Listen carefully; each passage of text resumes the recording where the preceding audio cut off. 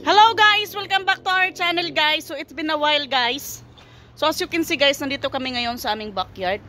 Papakita ko sa inyo yung ang aming mga tanim.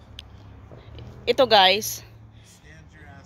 So ginawa ko lang yan. Yan ay snow peas. Itong mga ganun. Tapos yun ay sitaw. Tapos naman ito ay apple. Yun. Ang aming mga tanim-tanim guys. Ayan siya. Magulo siya guys. Hindi pa tapos. Tapos ito ay potatoes. Tapos ito ay ano pa tawag niyan? Carrots. At ito pa mga guys. Yan oh. Mga tanim-tanim namin guys. Ang aking corn, ang aking grapes. Ayan guys. At nandyan ang aking little family guys na pinakamaingay sa aming backyard. Ayan, malaki na siya guys, malaki na. Ayan, nandito tayo guys. Actually, it's already almost 10 in the evening na guys, pero maliwanag pa rin. Tingnan mo ang aming mga bakuran. Kami na lang pinakamaingay guys.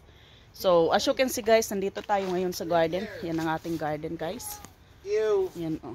So hindi pa tapos. Kararating ko lang from work, closing. Ayan oh. Yan ang aming kaganapan, ang kaganapan dito sa backyard, guys. Ayan oh. Yun tapos ginagawa ko nga yan, guys, hindi pa tapos. Kasi ililipat ko tong mga to, may pechay dyan, no? May pechay, maliliit na yan, pechay.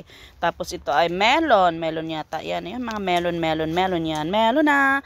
Ayun naman is, pumpkin or watermelon. Yan, mga green peas, mga ganern. Tapos ito naman, ay, kawawa naman siya.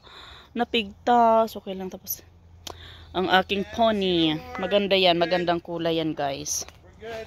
Ang aming pinakamaingay yun. Ang tagal-tagal kong hindi nakapagawa ng video guys. Kasi nga ayun oh. Priority ko yun oh. Yun oh. Lumaki na siya guys. Thank you guys for watching. Sana supportahan nyo kami.